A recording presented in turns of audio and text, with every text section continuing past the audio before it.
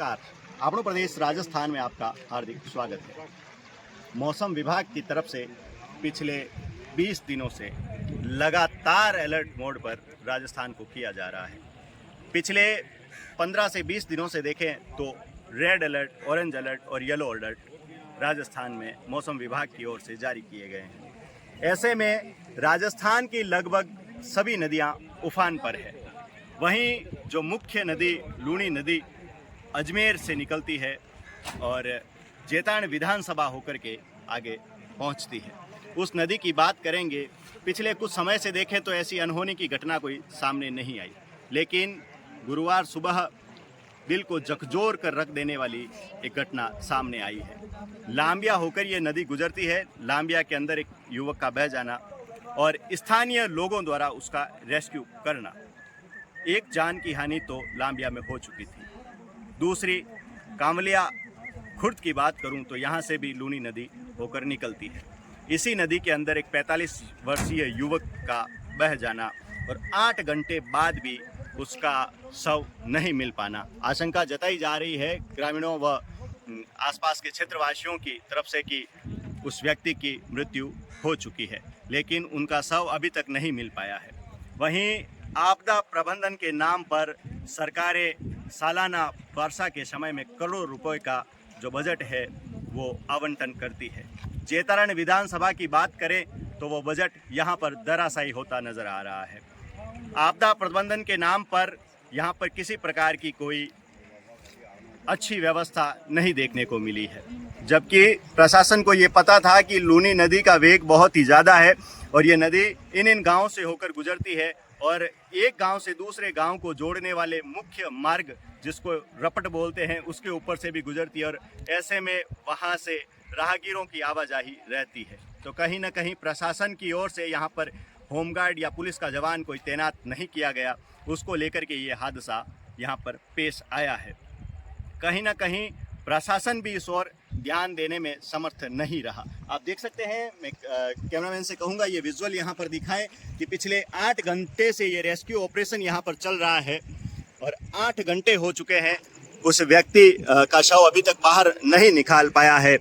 Rescue के नाम पर जो सिविल डिफेंस की टीम है, सिविल डिफेंस की टीम के 3 से 4 बंदे यहाँ पर भेजे गए हैं और वो भी किसी प्रकार से अत्याधुनिक साधनों से लैस नहीं है। सिर्फ लाठी और एक ट्यूब के सहारे जो है उस बॉडी को तलाश किया जा रहा है। और अगर नदी की मैं बात करूं तो यहाँ पर जो राजस्थान में बजरी खनन का जो बोलबाला है, जेतान विधानसभा भी उससे कोई छूटा हुआ नहीं है। बजरी खनन को लेकर के यहाँ पर 30 से 40 फीट गहरे गड्ढे हो चुके हैं। उन्हीं गड्ढों को भर कर के ये नदी आगे जाती है और उन गड्ढों में पता ही नहीं चलता कि कहाँ पर कितनी गहराई है और जनहानि हो जाती है। वहीं केकिंदड़ा में इस नदी को 9 दिन लगे थे वहाँ से पार होने में, क्योंकि माइंसोक इस नदी का घेराव कर लिया गया था और माइंसोक के अंदर इस पानी को धकेला गया था। वहाँ माइन से इतनी बड़ी बड़ी कि हादसा होना निश्चित ही है। अब यहाँ पर कांवलिया की बात करें तो व्यक्ति जब प्रातःकाल यहाँ पर नदी देखने आए थे, नदी देखने के बाद आपने वो वीडियो देखा होगा कि लाइव वो वहाँ से इस नदी में बह चुके थे। अभी तक 8 घंटे हो चुके हैं। सिविल डिफेंस की टीम है जो गोताखोर है, लगातार प्रयास कर रहे हैं, लेकिन ग्रामीणों में भी आक्रोश है और वो भी इस मांग कर रहे हैं कि किसी प्रकार से जो गोताखोर हैं, जो एसडीआरएफ एनडीआरएफ की टीम है, उसको यहाँ पर बुलाई जाए, अत्याधुनिक संसाधन उनके पास हो जिससे उस व्यक्ति की बॉडी को यहाँ पर निकाला जा सके। आप देख सकते हैं मेरे सामने जो 2 गोताखोर है वो बॉडी को तलाश रहे हैं, प्रयास जारी है, लेकिन इनको अभी तक सफलता हाथ नहीं मिली है। ग्रामीण यहाँ पर एकत्रित हो रखे हैं।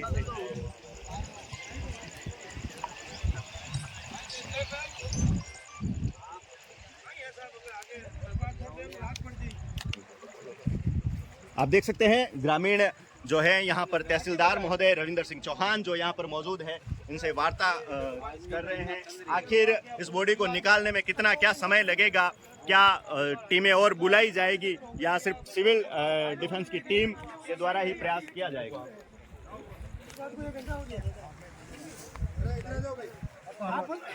बाकी जो साइड में बाकी बात कर रहे हैं कर लेने तो बाकी साइड में वो तो यही टीम है पहले जो सुबह आई जो वही है ना बच्चे पे। दूसरी टीम आपका कहाँ है? पूछो साहब, एक बार वापस पूछ लो आप कहाँ तक पहुँचे। और वो भी है सर।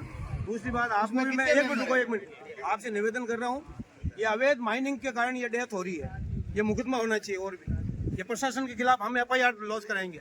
बिना इसमें आपके डिपार्टमेंट के इन्वॉल्व ये खड्डा नहीं कूद सकता है नदी में, आप भी जानते हैं। ये कोई नदी का बहाव से नहीं मरा, ये कोई मरने जीता पानी नहीं आया है, ये सिस्टम से मरा, आपकी सिस्टम की लापरवाही से। खड्डा के हिसाब से ही है। ये खड्डा है, ये माइनिंग के खड्डे हैं।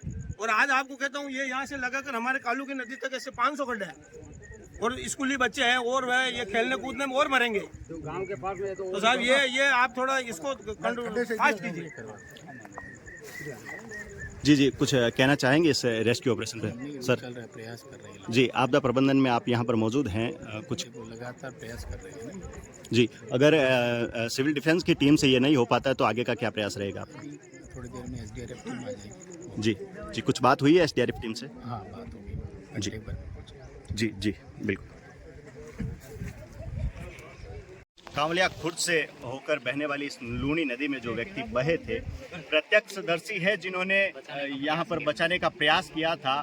क्या कहना चाहते हैं, किस प्रकार ये हादसा घटित हुआ और तब से लेकर के अब तक सारा प्रोसेस क्या चलता आ रहा है, जानेंगे इनसे। जी, शुभ नाम?